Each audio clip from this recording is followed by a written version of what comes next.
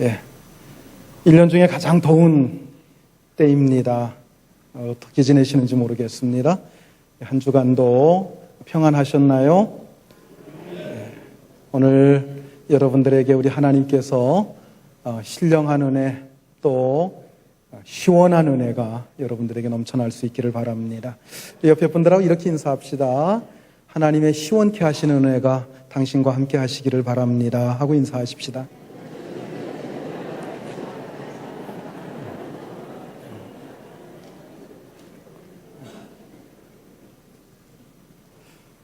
너무 더우니까 하나님께서 좀 시원케 해주셔야 돼요. 자, 우리가 그동안에 요한복음 3장을 쭉 살펴봤습니다. 요한복음 3장은 예수님과 니고데모와의 대화에서부터 시작을 합니다. 예수님께서는 니고데모가 찾아왔을 때 내가 거듭나야 되겠다, 거듭남에 대해서 말씀을 해주셨고 이어서 구원이 무엇인가에 대해서 설명해 주십니다. 그 말씀들의 핵심은 하나님의 사랑입니다. 하나님께서 우리를 얼마나 어떻게 사랑하시는지, 그 하나님의 사랑이 또 예수 그리스도의 십자가를 통해서 구체적으로 어떻게 나타났는가 하는 것에 대해서 말씀을 해 주셨습니다. 그리고 우리가 지난주일에 살펴본 요한복음 3장 22절부터 30절까지는 세례 요한과 그의 제자들과의 대화의 말씀을 살펴봤습니다. 요한의 제자들이 사람들이 자기들에게로 왔던 사람들이 다 예수님에게로 가는 것을 보고 마음속에 시기심이 생겨서 자기 스승을 찾아가서 우리가 어떻게 대책을 좀 세워야 되지 않겠습니까? 라고 물었을 때에 그것이 정당한 일이다. 그게 제대로 된 일이다. 그는 흥하여야 되고 나는 쇠하여야 되리라. 이렇게 말하면서 나는 내 할 일을 다 하고 내 본분을 지키고 내 사명을 다 한 것으로 내 마음속에는 신령한 기쁨이 충만하다. 이런 말씀을 했습니다. 이제 오늘 본문은 이 3장 전체의 결론의 말씀으로 사도 요한이 결론을 짓고 있는 얘기예요. 예수님과 이 세례 요한을 비교를 하면서 예수님에 대해서 증거하시는 말씀인데 오늘 본문에서 우리가 특별히 예수님이 누구인가 하는 것을 우리는 사도 요한의 증거를 통해서 몇 가지 사실을 알 수가 있게 되겠습니다. 자, 먼저 31절 말씀을 우리 같이 한번 읽겠습니다. 위로부터 오시는 이는 만물 위에 계시고 땅에서 난 이는 땅에 속하여 땅에 속한 것을 말하느니라. 하늘로부터 오시는 이는 만물 위에 계시나니. 자, 위로부터 오시는 이는 예수님을 어떻게 표현하고 있어요? 예수님은 위로부터 오시는 이고 만물 위에 계시는 분이다. 이렇게 말씀을 하고 있습니다. 그러면서 땅에서 난 이는 땅에 속하여 땅의 것을 말한다. 이렇게 말씀하고 있어요. 자, 위에서부터 오시는 분은 누구예요? 예수님인 게 분명합니다. 그렇다고 한다면 땅에서 난 사람, 땅에 속한 자는 누구를 가리키는 거예요? 여러분, 세례 요한을 가리키는 얘기입니다. 세례 요한은 이 땅에서 태어났고 땅에 속한 사람이에요. 그는 굉장히 훌륭한 사람이었습니다. 그러나 그는 선지자에 불과했어요. 그의 증거는 하나님의 말씀이긴 했지만은 그의 증거는 상당히 인간의 윤리적인 것이었습니다. 그래서 이 세상에서 잘못 사는 것에 대해서 책망하는 것이 그의 메시지의 핵심입니다. 나중에는 헤롯이 잘못한 것에 대해서 책망을 하다가 결국은 옥에 갇히게 되기도 했습니다. 자, 그는 이 땅의 것을 말했어요. 인간의 윤리에 대해서 말했습니다. 인간의 도리에 대해서 말하고 있는 거예요. 그래서 그의 증거는 어렵지가 않습니다. 이해되진 않는 내용이 없었습니다. 그러나 예수님은 하늘로부터 오신 분이십니다. 즉 하늘로부터 오신 분으로 하늘의 일을 말씀하고 계세요. 하늘의 비밀을 말씀하고 계세요. 그래서 유대인들에게 있어서 그 말씀은 결코 쉽지가 않았어요. 잘 이해가 안 됐어요. 나다나엘이 예수님에 대해서 소개를 받았을 때 나사렛에서 무슨 선한 것이 날 수 있느냐라고 하면서 굉장히 회의적인 반응을 보인 적이 있습니다. 처음에 나다나엘은 예수님은 세상에 속한 자로 본 거예요. 즉 예수님의 육신적인 출생만을 생각한 것입니다. 만약에 예수님의 근본이 다른 사람들과 똑같은 인간이었다라고 한다면 그의 부모가 누구냐, 그가 어디서 태어났느냐, 그가 어떤 환경 속에서 자랐느냐, 이것이 굉장히 중요할 수도 있어요. 그러나 예수님의 근본은 다릅니다. 그래서 사도 요한은 예수님에 대해서 뭐라고 얘기합니까? 그는 위로부터 오신 분이다. 즉 하늘로부터 오신 분이요 만물 위에 계신 분이다라고 증거하고 있습니다. 그래서 예수님은 그 가르침이 달랐어요. 인간의 근본적인 부분을 두고 말씀하고 있습니다. 그것이 뭡니까? 하나님과 인간의 관계예요. 인간에게 있어서 가장 필요하고 가장 중요한 것은 하나님과의 관계가 바로 서 있어야 된다고 하는 것입니다. 우리 인간의 근본 문제가 뭡니까? 하나님을 인정하지 않는 거예요. 하나님을 대적하면서 살고 있는 것, 이것이 바로 인간의 가장 근본적인 문제라고 하는 것입니다. 예수님은 세례 요한처럼 단순히 윤리적인 책망을 하신 게 아닙니다. 하나님과의 관계가 근본적으로 잘못되어 있는 것에 대해서 그것을 책망하시고 그것에 대해서 말씀하신 거예요. 자, 그렇다고 한다면 우리가 예수를 믿는다고 하는 것이 무슨 뜻이에요? 위로부터 오시는 그분을 영접해서 위로부터 오는 그 생명을 이어받는 거예요. 위로부터 오시는 그 예수님을 영접해서 예수님을 통해서 하나님으로부터 오는 그 놀라운 생명력, 그 생명의 풍성함을 받는 것입니다. 요한복음 3장 6절 7절 말씀을 우리 같이 한번 읽습니다. 육으로 난 것은 육이요 영으로 난 것은 영이니 내가 내게 거듭나야 하겠다 하는 말을 놀랍게 여기지 말라. 육신으로 태어나는 것은 육신으로 태어나는 것이다. 그것만 가지고는 안 된다. 영적으로 다시 태어나야 된다고 하는 겁니다. 거듭나야 된다고 하는 거예요. 이걸 놀랍게 여기지 말라라고 말씀하고 있어요. 즉 예수를 믿고 거듭나는 것은 위로부터 오는 그 생명을 내가 받아들이는 겁니다. 그 생명을 통해서 내가 다시 태어나는 거예요. 그래서 그리스도인이 되는 거예요. 바로 이 생명의 근원이 위로부터 오신 예수 그리스도 안에 있다고 하는 겁니다. 예수님은 땅에 속한 것, 즉 이 세상의 윤리에 대해서 말씀하시는 분이 아닙니다. 위의 것, 즉 하나님과 하나님 나라에 대한 것을 말씀하시는 분이십니다. 그러므로 예수님의 말씀은 모두 다 그대로 하나님의 말씀으로 받아들여야 됩니다. 그렇게 믿고 따르는 자가 바로 그리스도인입니다. 그러나 만일 예수님의 말씀을 위대한 성현의 말씀이요 그저 훌륭한 선생님의 가르침 정도로 이해한다고 한다면 죄송합니다. 그 사람은 그리스도인이 아닙니다. 우리가 너무나도 잘 아는 아프리카의 성자라고 불리우는 슈바이처 박사 있죠.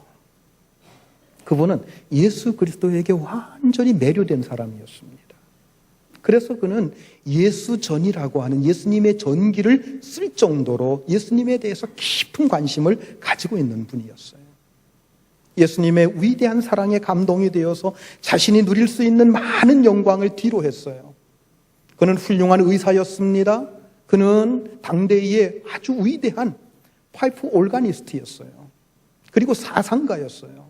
그는 그가 가지고 있는 이런 것만 해도 이 세상에서 명예와 부를 누리면서 아주 훌륭하게 살아갈 수 있는 그런 사람이었습니다. 그러나 그 모든 영광을 다 뒤로 한 채 아프리카에 들어가서 그 원주민들을 돕고 원주민들을 치료하기 위해서 자신의 일생을 완전히 바쳐버립니다.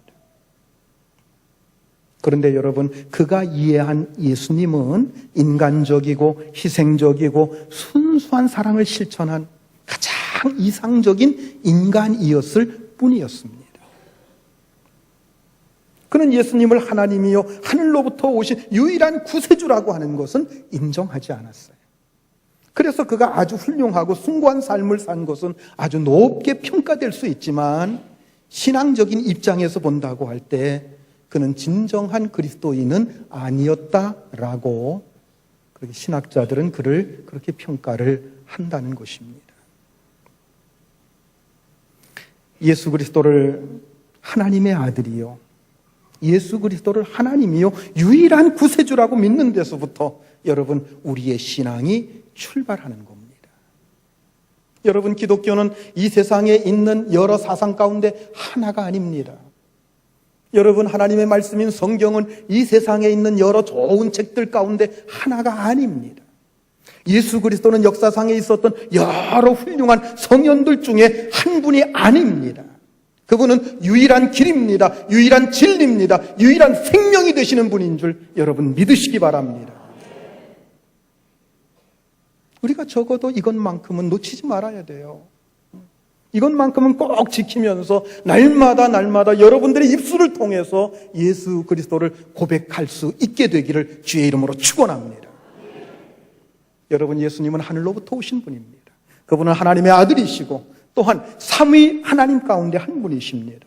그리고 세상을 구원하실 구세주이십니다. 자, 그런데 문제는 그 증거를 보여달라는 거예요.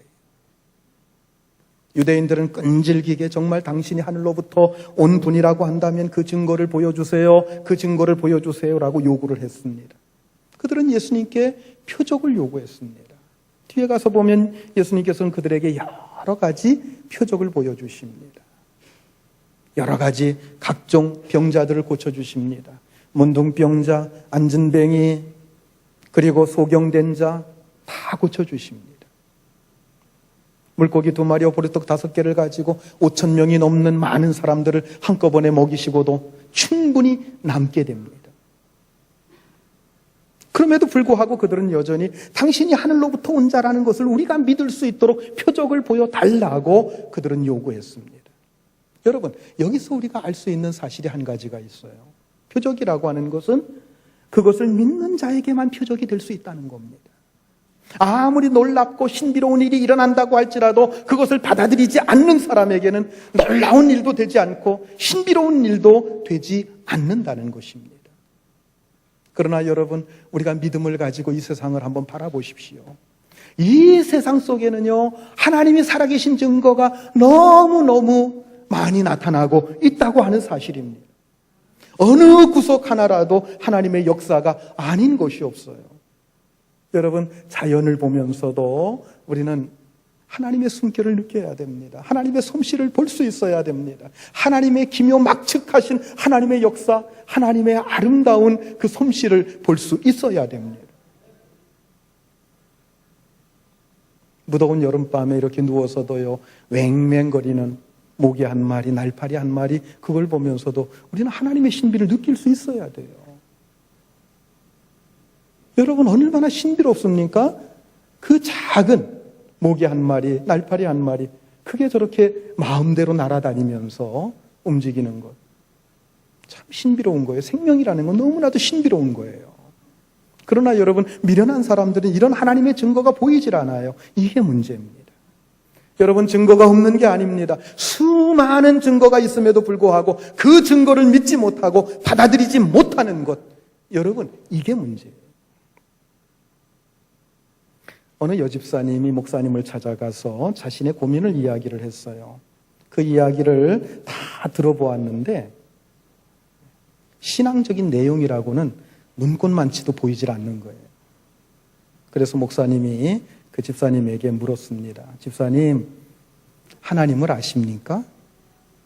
그랬더니 그 집사님이 대답 대신에 목사님께 대묻습니다. 그러면 목사님은 하나님 아세요?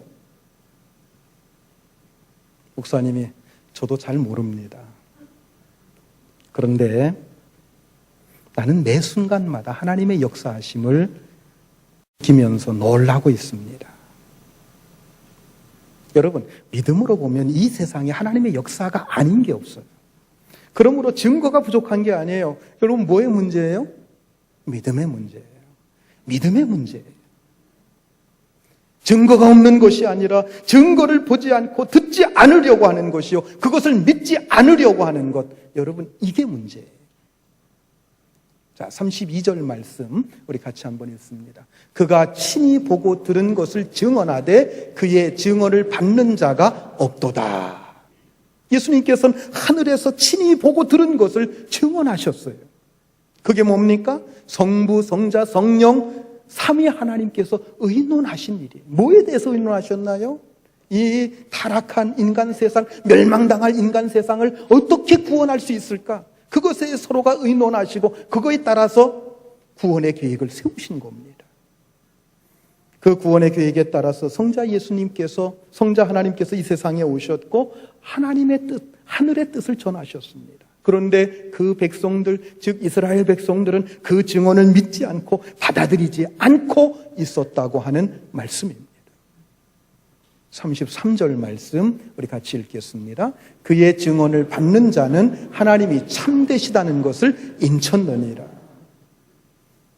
대부분의 유대인들이 그 증언을 받아들이지 않았지만 그 증언을 받아들이는 자들에게는 그들은 하나님이 참되시다고 하는 것을 고백하였고 그러한 자들에게 하나님께서는 인치셨다라고 하는 것입니다. 증언을 받아들이는 자는 하나님을 인쳤다고 하는 얘기가 무슨 뜻입니까? 예수 그리스도를 하늘에서 오신 분으로 믿고 그분의 말씀을 믿고 영접하는 자는 하나님께서 그의 아들로, 그의 딸로, 그의 자녀로 도장을 꽝 하고 찍어 주셨다는 얘기입니다. 할렐루야. 여러분, 예수님께서 하늘에서부터 오신 분인 줄 믿으십니까? 그렇다고 한다면 여러분들은 하나님의 자녀가 된 줄 믿으시기 바랍니다. 증거가 없는 게 아니에요. 증거가 충만합니다. 문제는 그 증거를 받아들이지 않는 데 있습니다. 그리고 받아들이지 않는 그 이유가 무엇입니까? 그것은 믿음이 없기 때문이라는 거예요. 한 번은 유대인들이 예수님께 와서 당신이 하늘로부터 온 분이라고 한다면 증거를 보여달라고 했어요. 이때 예수님께서는 더 이상 하실 말씀이 없습니다. 왜냐하면 너무나도 많은 증거를 이미 보여주셨기 때문입니다. 그래서 예수님께서 하시는 얘기가 요나의 표적밖에는 너희에게 보일 것이 없도다 이렇게 말씀하셨어요. 요나가 누구예요? 요나가 선지자죠? 예, 요나가 하나님 명령 따르지 않고 반항해서 도망가다가 그만 큰 물고기 뱃속에 들어가요. 물고기 뱃속에서 3일 있다가 나오게 됩니다. 이것처럼 예수님께서도 십자가에 죽으셨다가 3일 만에 부활하실 것을 가리키는 말씀입니다. 즉, 이 말씀이 무슨 뜻입니까? 십자가 외에는 너희에게 보일 표적이 없다는 겁니다. 너희가 십자가의 증거를 보고서도 저 십자가가 나와 무슨 상관이 있느냐? 이렇게 말한다고 한다면 더 이상 할 말이 없다는 얘기예요. 사랑하는 성도 여러분, 여러분들은 십자가를 바라볼 때마다 하나님께서 나를 얼마나 사랑하시는가 하는 그 증거를 충만하게 받을 수 있기를 바랍니다. 십자가를 바라볼 때마다 그래서 여러분들의 마음속에서는 놀라운 감사와 감격이 흘러 넘쳐날 수 있기를 주의 이름으로 축원합니다. 34절 말씀 우리 같이 읽겠습니다. 하나님이 보내신 이는 하나님의 말씀을 하나니 이는 하나님이 성령을 한량없이 주심이니라. 자, 이 문제, 우리가 예수의 증언을 받아들이느냐 받아들이지 않느냐 하는 이 문제를 이제 사도 요한은 성령과 연관시켜서 말씀하고 있는 거예요. 자, 이스라엘 사람들은 성령에 대해서 대개 두 가지의 이해를 하고 있었습니다. 한 가지는 하나님의 계시 자체를 성령이라고 생각한 거예요. 하나님의 진리가 우리에게 임하는 것, 그것을 성령으로 본 것입니다. 두 번째는 하나님의 계시 또는 하나님의 말씀이 임할 때에 인간의 마음을 감동케 해서 그 말씀을 받아들이도록 역사하시는 분, 그분을 성령이라고 보았습니다. 자, 이렇게 본다고 할 때 하나님의 증거, 하나님의 진리는 성령을 받아야만 알 수 있고 깨달을 수 있다고 하는 말씀입니다.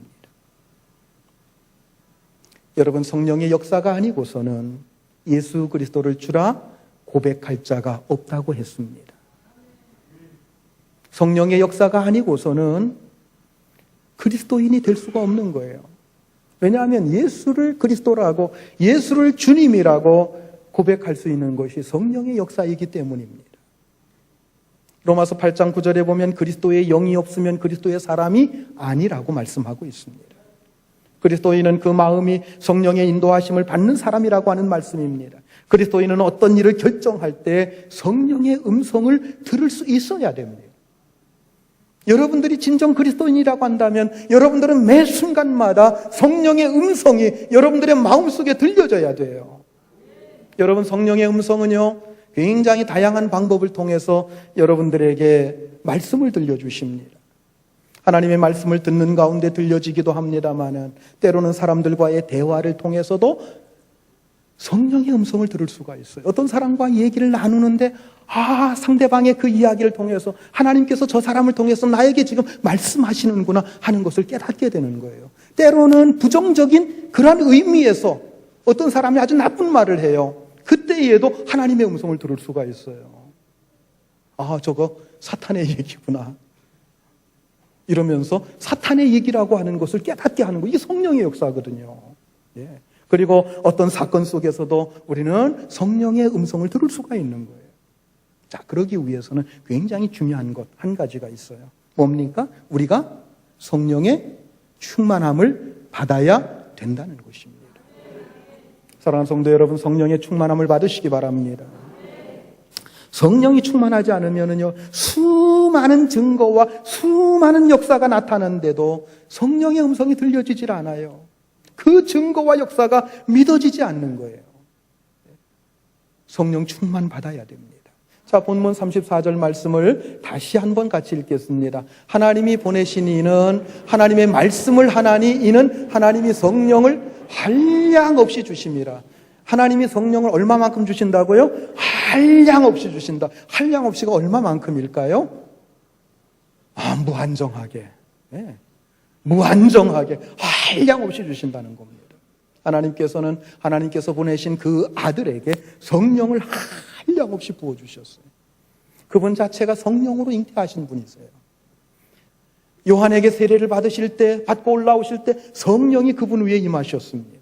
뿐만 아니라 그분에게는 항상 성령이 흘러넘쳤습니다. 그 이유가 뭡니까? 하나님께서 그분에게 성령을 한량없이 부어주셨기 때문입니다. 여러분, 이것은 구약의 어떤 선지자들에게도 없었던 일입니다. 그들에게는 언제나 제한적이었어요. 성령의 역사가 없었던 건 아닌데 그 성령의 역사가 상당히 제한적이었습니다. 그래서 그들은 하나님의 말씀을 전하고 있으면서도 그들 자신이 그 말씀의 의미를 다 알지를 못했다고 하는 것입니다. 그런데 하나님께서 보내신 그 아들에게 있어서는 이 성령의 역사가 무제한적이었습니다. 엄청난 성령이 그분에게 부어졌기 때문입니다. 하나님께서 그렇게 하신 이유가 뭡니까? 하나님께서 그 아들에게 성령을 한량없이 부어주신 그 이유가 무엇입니까? 예수 그리스도를 믿고 고백하는 자들에게 성령을 충만하게 부어주실 수 있게 하기 위해서 먼저 그분에게 한량없는 성령을 부어주셨다고 하는 사실입니다. 사랑하는 성도 여러분, 오늘 우리에게 가장 필요한 것이 뭔지 아십니까? 그것은 성령을 충만히 받는 것입니다. 성령 충만 받아야 능력 있는 그리스도인이 될 수 있는 줄 믿으시기 바랍니다. 여러분, 오늘 우리에게 가장 중요한 문제는 이 세상에서 얼마나 잘 사느냐 하는 게 아니에요. 여러분, 솔직히 말합시다. 우리가 이 세상에서 사는 문제로 얼마나 우리의 마음 다 빼앗겨가면서 그렇게 살고 있지 않습니까? 그런데 여러분, 그게 그렇게 중요한 문제인가요? 아멘이요. 그게 그렇게 중요한 문제예요. 여러분, 가장 중요한 것, 그건 뭡니까? 나와 하나님과 어떤 관계에 있느냐, 이게 가장 중요한 문제예요. 아직도 우리 중에는요, 복음을 듣고도 받아들이기를 거부하는 자들이 적지 않아요. 그들은 목사가 이 세상의 일을 이야기하지 않기 때문에 관심 없어요. 관심 없다 보니까 졸고 있어요. 왜 조는지 아십니까? 관심 없어서 조는 거예요. 그분들은요, 여기서 돈 버는 얘기하면은요, 갑자기 눈이 번쩍 뜨여집니다. 예. 그리고 병 고치는 이야기 하게 되면, 이 건강을 위한 강좌를 한다고 하면 아마 길을 쓰고서 들으려고 할 거예요. 그런데 하나님과의 관계에 대한 이야기를 하기 때문에 듣기를 거부하고 졸고 있는 거예요. 여러분, 지금 우리에게 필요한 것은 바른 신앙 고백입니다. 하나님의 참되심을 인정하고 우리의 죄악을 낱낱이 고백하는 거예요. 그러면 예수 그리스도를 통해서 성령을 우리에게도 한량없이 부어주시는 줄 믿으시기 바랍니다. 여러분 들으세요. 이단들에게는 성령의 능력이 나타나지 않아요. 그 이유는 하나님의 참되심을 그들이 인정하지 않기 때문이에요. 자신들의 죄악을 고백하지 않기 때문이에요. 여러분, 이것 하나만 가지고서도 우리는 그 집단이 이단인지 아닌지 알 수 있어요.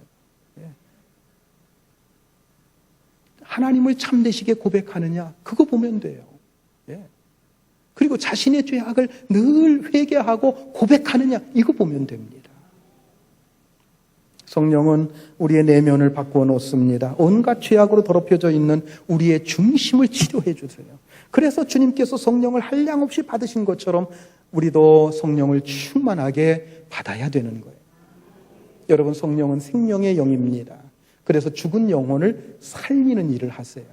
죄로 침체되어 있는 자들을 깨끗하게 하십니다. 그러므로 성령 충만해져야 됩니다. 여러분 모두 성령 충만 받으시기를 주의 이름으로 축원합니다. 35절 말씀 우리 같이 읽겠습니다.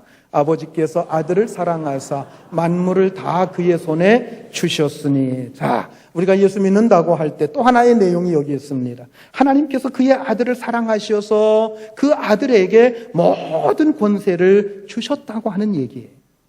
예수님께서 승천하시기 직전에 하신 말씀이 있습니다. 우리가 너무나도 잘 아는 말씀이에요. 마태복음 28장 18절 말씀 우리 같이 한번 읽겠습니다. 예수께서 나와 말씀하여 이르시되 하늘과 땅의 모든 권세를 내게 주셨으니. 여러분, 우리는 예수 그리스도에게 하늘과 땅의 모든 권세가 주어져 있는 줄 믿으시기 바랍니다.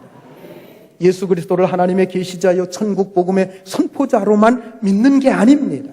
그분이 곧 하나님이심을 믿고 하늘과 땅의 모든 권세를 가지신 분으로 믿어야 할 것입니다. 여러분, 이게 예수 믿는다고 하는 뜻이에요. 예수님은 만왕의 왕이세요. 여러분, 신령한 눈을 가지고 본다고 하면은요, 이 세상 역사의 주인이 누군지 아십니까? 예수님이세요. 예수님이 이 세상 역사를 이끌고 가세요. 예수님이 이 세상을 지금도 통치하고 계세요. 여러분, 예수 그리스도께서 오늘도 온 세상을 다스리고 계신 줄 믿으시기 바랍니다. 이렇게 바로 믿고 증거할 수 있는 것, 이것이 바로 바른 신앙 자세인 것입니다. 이제 마지막으로 36절 말씀 같이 봅니다. 아들을 믿는 자에게는 영생이 있고 아들에게 순종하지 아니하는 자는 영생을 보지 못하고 도리어 하나님의 진노가 그 위에 머물러 있느니라. 아멘. 하나님의 아들 예수 그리스도를 믿는 자에게는 뭐가 있다고 그랬어요? 영생이 있다고 그랬어요. 예수 그리스도를 믿는 자에게는 이미 영생이 있다고 그랬어요. 있을 것이라고 하는 게 아니라 이미 주어졌고 있다라고 말씀하고 있습니다. 지금 여러분 영생을 소유하고 있습니까? 영생을 누리고 있나요? 정말입니까? 헷갈리지 않으세요? 내가 영생을 지금 누리고 있나? 내가 가지고 있나? 여러분, 영생에는 두 가지 개념이 있어요. 현세적 개념과 내세적 개념입니다. 장차 우리가 들어가서 영원히 살게 되는 내세적 개념의 영생과 천국이 있습니다. 사실 이게 가장 중요한 영생의 개념이에요. 자, 그런데 또한 지금 이 땅에서 누리고 있는 현세적 개념의 영생과 천국이 있다고 하는 사실도 우리가 알아야 됩니다. 자, 그렇다고 한다면 현세적 개념의 영생과 천국은 무엇입니까? 예수 그리스도를 믿고 예수 그리스도를 통해서 나타난 하나님의 사랑을 믿으면서 그 예수 그리스도의 통치 속에서, 그 말씀 속에서 살아가는 것. 여러분, 이게 천국이고 이게 영생인 줄 믿으시기 바랍니다. 포도나무 가지가 나무에 붙어 있을 때 열매를 풍성히 맺는 것과 같습니다. 자, 앞에서도 말씀을 드렸어요. 계속해서 제가 말씀드리는 여러분의 핵심이 뭔지를 잘 파악하셔야 돼요. 우리에게 있어서 가장 중요한 게 뭐예요? 하나님과 우리의 관계예요. 관계. 예. 하나님과의 관계가 비끄러지면은요, 아무것도 이루어질 수가 없어요. 성령도 우리에게 올 수가 없어요. 하나님의 말씀도 우리 속에 흘러올 수 없어요. 하나님의 사랑도 흘러올 수 없어요. 구원도 역시 흘러올 수가 없어요. 관계가 중요한 거예요.